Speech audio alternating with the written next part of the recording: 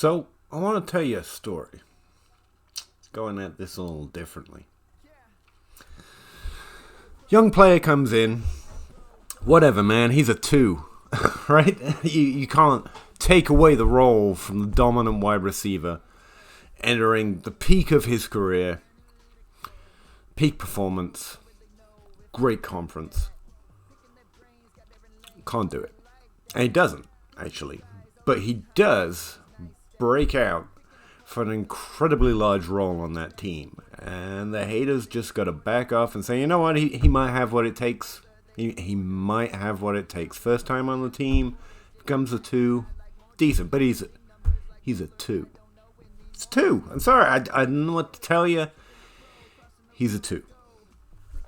Of course, the dominant wide receiver is unavailable the next season, and he becomes the 1. In fact, he doesn't just become the 1, he co-ops such a large percentage of the offense, dominator rating, whatever, that he actually outproduces that dominant wide receiver 1 from his first year.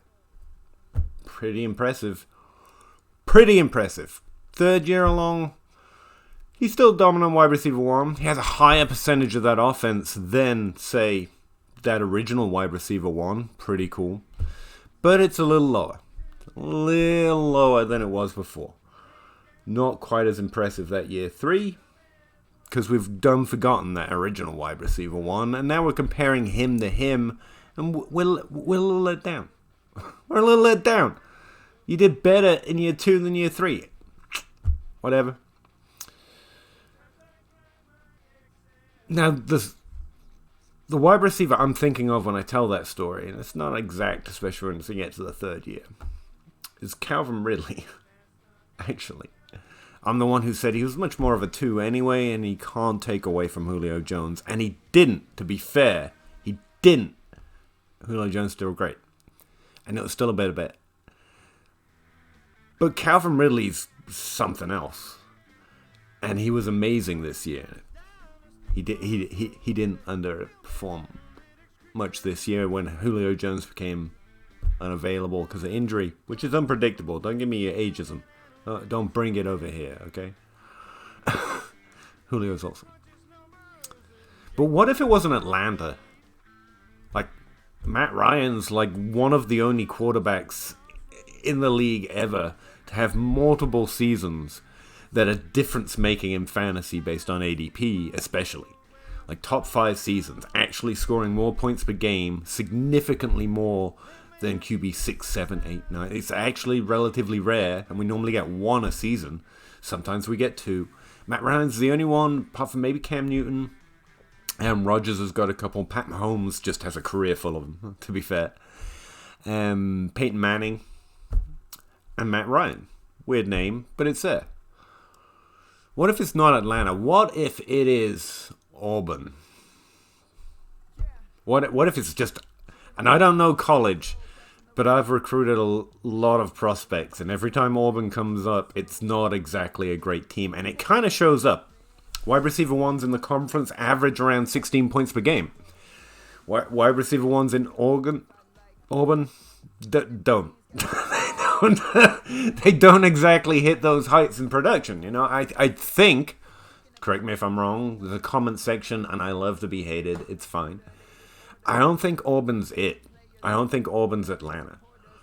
But Seth Williams' career arc in college actually has something of the flavor of a Calvin Ridley, to my mind at least.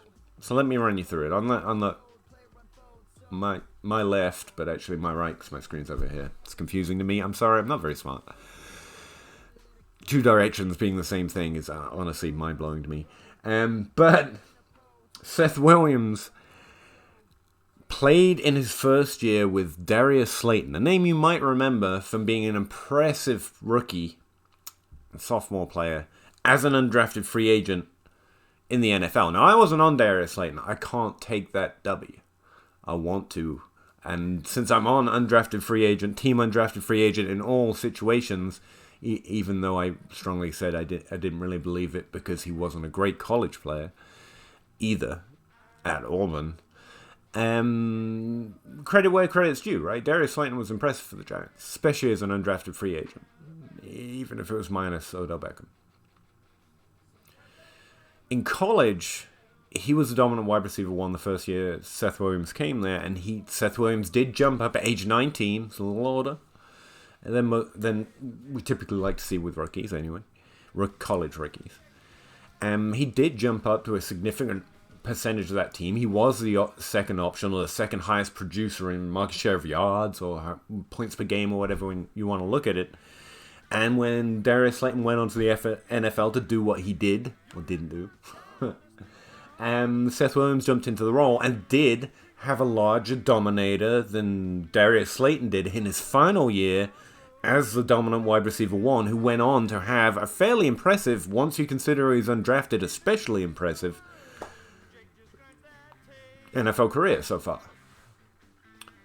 So does that mean Seth Williams is good? I think you could argue it. He pushed Darius Slayton for opportunity, and Darius Slayton, with no draft capital, proved to have talent at the NFL level. And Seth Williams was pushing him. And when Darius Slayton left, Seth Williams was better than Darius Slayton on that team. Now it's a new team, there are new players, Darius Slayton's gone, other players left. I'm not going to speak to it's the exact same situation, but I think it's notable that in his last year at Auburn, Darius Slayton had like a 27% dominator, and in his first year without Darius Slayton, Seth Williams had about a 31% dominator. That's higher than Darius Slayton ever got on that team. Partly probably because Seth Williams, but again, that's more pluses in the Seth Williams box. Again, it's Auburn. He comes out relatively low in my pre-draft model. He's scoring like a 5.7 or so, which is mid-range. He had a college career, it was pretty decent, no red flags. That's essentially what that 5.7 means at this point once you dig into the profile a little bit. But it's Auburn. Let's think of another NFL player, Robbie Anderson. Impressive rookie campaign, great second year, faded in his third, got traded, dropped, whatever. Ended up in the Panthers and outcompeted number one pick, round one pick, DJ Moore for opportunity for the majority of that year. Is Robbie Anderson good at the NFL level? Probably. Yeah. I think that's pretty much set. But were we as impressed when we saw him on the Jets? A lot of people were, especially those of us who like pretty decent college profiles. He only had one good year, but it was above the age curve, and so I was kind of in on him more than I was Slayton at the time and now. But he wasn't as impressive with the Jets, because being dominant on the Jets is easier. Frankly, that's what I said. That's what I think is a fair understanding of how production works, that it's impressive, but it's on the Jets. Jamison Crowder and Robbie Anderson both did great that year. In terms of the average, in terms of compared to other productive players, a high percentage of the team's role, high percentage of yards, decent points per game, was fantasy relevant, awesome. But it's all with this nasty Jets taste. And so, if I'm right, and you can tell me if I'm wrong, always tell me if I'm wrong, I love it, that Auburn is the Jets. It could be better than the Jets, actually, but in that range, in college, then isn't Seth Williams a little better than just being dominant on the Jets? Or isn't the potential of Seth Williams better than his points per game might suggest? Because points per game does rely on the rest of the team. That's why the fake fantasy model, which is essentially what PPR points are, an arbitrary weighting of stats. So it's an arbitrary model, but it's weighting the things that we care about, typically in our little thing. So it does actually bear some relevance. Points per game shows was actually pretty predictive for running back, not so much wide receiver, but you get what I'm saying. Could his production be overall low because it's Auburn, in the same way that Robbie Anderson was probably more impressive than we all gave him credit for, or could give him credit for, because we only saw him dominate on the Jets. There's no Julio Jones there to go, okay, yeah, Calvin Ridley's a thing, year one. and he had low draft stock. So it's not an even comparison when you look at college, because there you've mostly got senior difference, who's been on the team longer, kind of working in the favor in a similar fashion as draft stock. But again, Seth Williams did it year one, and so you could think of him as having the lowest draft capital or the lowest team bias towards him as the newest guy on the team, especially a wide receiver. You don't often recruit a wide receiver in college, from what I've seen looking at prospects, to go, and obviously we're going to give him everything, because they're skinny kids. Especially when you come into college, you're basically a skinny, arrogant kid, and hopefully you leave a muscular, arrogant kid, because you're going to need to be arrogant to play football well, I'm pretty sure, on some level. Probably not, I don't know. What would I know? I'm a nerd looking at spreadsheets. But that's essentially what his graph over here shows. He's got high dominate. This is actually market share percentage of yards. So not dominator, which weights touchdowns in equally. You can also do weighted dominator, but let's not get all nerdy up in here. He was below the age curve because he started playing at 19. If he started playing 18, which is just an arbitrary date to be fair, then that's above the age curve. But he started playing at 19, and we expect you to be a little more physically dominant at 19, even if it's your first year.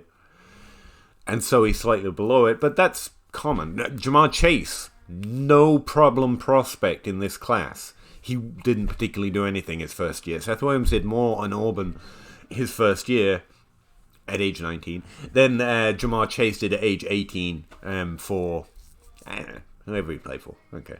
Let's not talk about Jamar Chase. We're talking about a different level of prospect, and I think Seth Williams stands out. I was really confused when I ran the pre-draft model and Seth Williams came out low, and my best reason for it, because I'd looked along the database and gotten a pretty good idea of what his production was. And so I was kind of weirded out. And the more I dig in, the more I think this is a Jets Auburn thing, because I don't think we can, and I am, and the model does say it doesn't matter. What works, and we would expect Julio Jones or Calvin Ridley in Auburn to just tear that shit up. Above average on the age curve isn't good enough. 13 points per game is not good enough. That's not what a Calvin Ridley or Julio Jones or Robbie Anderson does. But it's more than a Darius Slayton did in that situation. So does the logic hold? Kinda. He doesn't hit my favorite tier of prospects, even though all the numbers go above the age curve at the right places. Even though he's got all the right curves in the right places, he still doesn't reach that crushes, locked on, bulletproof, whatever you want to call it, tier for me. But he's a really interesting prospect in that second tier. Really interesting, because I don't think we could expect a good player at Auburn to do any more. In fact, we've seen good players in the NFL do less. A good player in the NFL, at least, do less than Seth Williams did on the same team, at least. Even though there's a lot of turnover in college, so I appreciate that. Now I broke this out. I'm creating this year tab in the very free database, not selling it you. I want everyone to be able to make their own takes and argue with me, essentially. So we put all this work in so that you can do that, essentially. So you can go fact check me or go look for other players on this team that proved me wrong, or go check out other players. That's cool. But I'm trying to create this yearly tab because I'm used to looking at it by age, but then the seasons don't match up, and I often, when I'm evaluating, want to see what happened in this exact year. Like you would when you go to Sports Football Reference or Roto World. You see the stats for that year all lined up. What's with this weird age division? I don't get it. I don't sometimes either. And so I break it down by year, and that's what you see here. And you see this is the first year with Darius Slayton on. Darius Slayton is the 1, and Seth Williams ends up being the 2. But again, that's their very first year, and Seth Williams is 19 at the time, and that's Darius Slayton's peak year. That's when he's about to leave for the NFL. And so, essentially cooking him 21% dominator to 23% dominator is significant. It's also interesting that in his last year, in Seth Williams' last year, Anthony Swartz, who I have an age for, which I think means he's a 2022 prospect. That's where I got his date of birth from. I don't know. I don't think he's a prospect this year, is he? He might be, but either way, last year he was playing with Seth Williams on the same team. He got a 25% dominator, which is actually higher than Seth Williams did at age 18. age 19. To be fair, if we're talking about players that are impressing by age. But what's notable to me in the comparison, since I'm looking specifically at Seth Williams right now, is when Darius Slayton had Seth Williams pushing him for opportunity. And really, these guys are pushing everyone else on the depth chart. That's the way I think of it. But to reverse it a little bit, just to speak in terms of Seth Williams was over 20% opportunity on the team, playing 10 games. And Darius Slayton had a 23% dominator, went on to have, at least draft capital adjusted, a pretty decent career so far. Whereas Seth Williams on the team last year in 2020, playing 11 games, Anthony Schwartz took up 25%.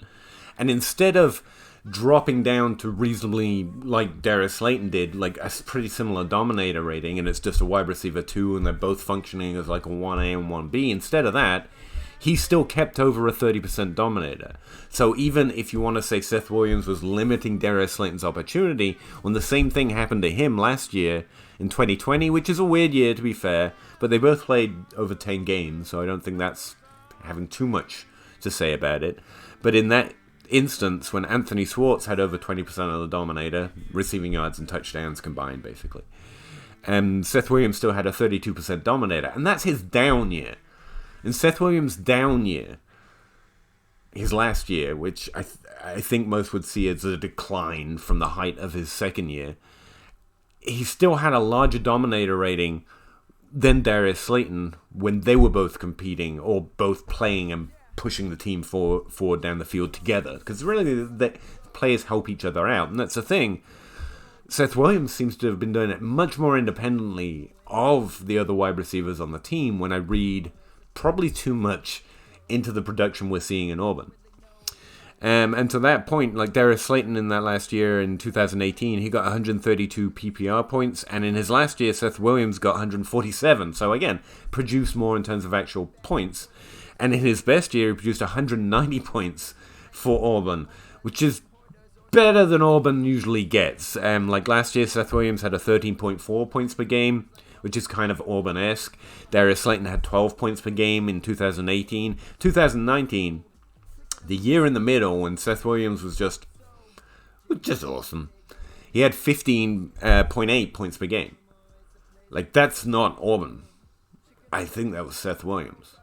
And so that's the way I want to present Seth Williams to you. You can look through the stats and we can talk about whether he's conference adjusted or not and how that compares to other players, but that's kind of what my model's doing.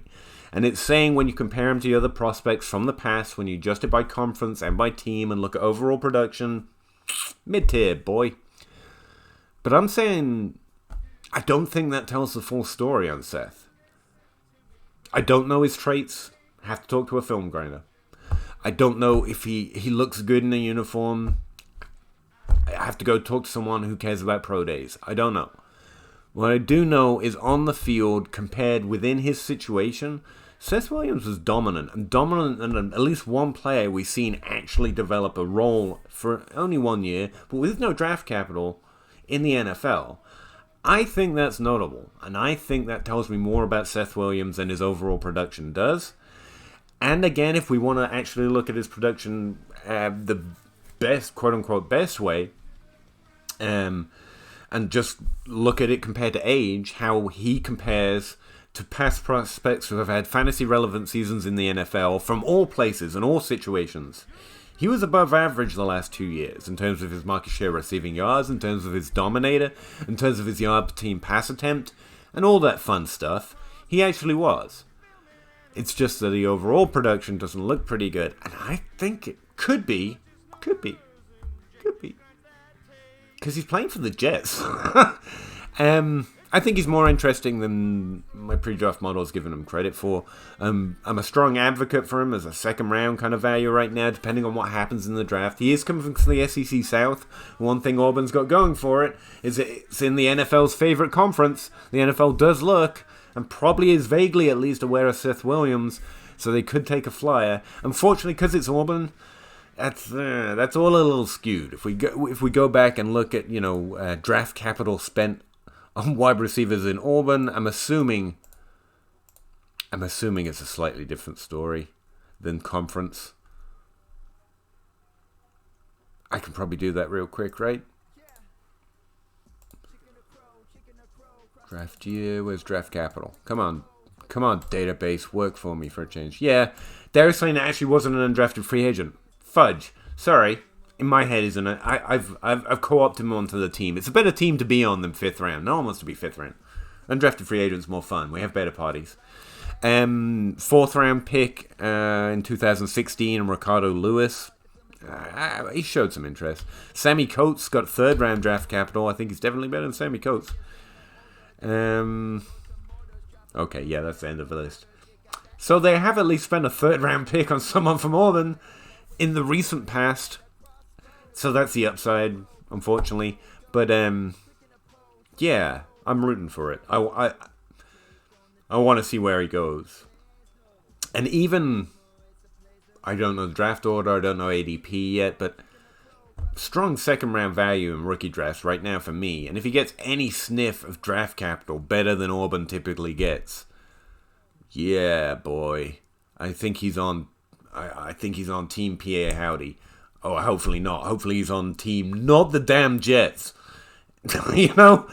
But, yeah, I think I've done it. I think I've basically framed pretty well how his production reads to me going into the NFL.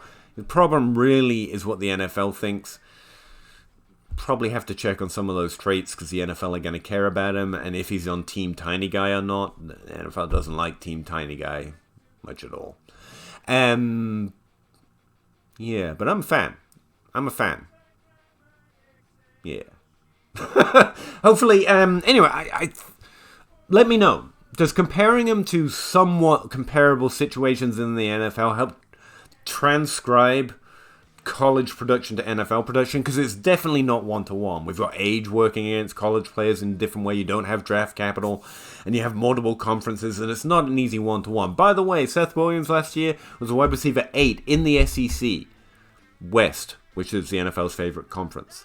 So, like, he was as productive as Terrence Marshall, who's getting a lot of attention and was nowhere near as good when you look at more traditional metrics judging college players, like adjusting it by age or experience or anything. But he just didn't have as many PPR points, and I think some people are prospecting by PPR points. But he was still the wide receiver 8. He's within like 8 points, and within a similar points per game. Just saying, just throwing that out there. If you like that, what you just saw is the most important thing. He was wide receiver 8 in the most drafted conference ever. That's good, right? All right, I'm out of here. That's the way I'm thinking of Seth Williams. I think he's better than the sum total of his parts, and I actually think there's strong evidence to suggest that he was better in a similar situation to someone we've already seen been good in the NFL with little draft capital. Not no draft capital, because I'm a moron and I forgot to fact check myself. I just assume I'm right. That's the problem. Anyway, check him out. Look at the database, go find a film grinder, go find some highlight clips, whatever your process is, because I definitely think he's probably worth more interest than the general buzz around the community is actually giving him right now. So I actually don't mention it to anyone, because it would be cool if that would stay that way, I think. Yeah. All right. Take care. Have fun. Check out the database if you want. If you don't, no problem. And, yeah, if you do, check out that sources tab for the wizards that actually do the stuff that get us free data that I can then, put in the stupid moron legwork to actually maintain. That's my contribution to it. So thanks. Check it out. And, yeah, that's about it. The reason I'm talking about Seth Williams, by the way, is because I asked in our Discord over on Patreon, who should I talk about next? And I got a list of like 5 guys, and Seth Williams was the first one on the list. I was like, yeah, I got something to say about Seth. So if you, or in the comments below, let me know who you think I should run through the production of next. I've so far have a list of 5 others to do, but I'd be happy to know who people want to hear about. I'm not trying to go 1 to 12. I'm bored of listening to the same information about the same player across Twitter, YouTube, all the websites I read. They all want to talk about Jamar Chase, and I'm just tired of it. So we're trying to be a little unusual. We're trying to just talk about interesting players that maybe we don't hear about everywhere already. So yeah, let me know. Appreciate you guys, and take care. Bye. Thanks. Bye. Bye. Bye. That's not a good goodbye. I gotta find a better outro. See you later. Bye.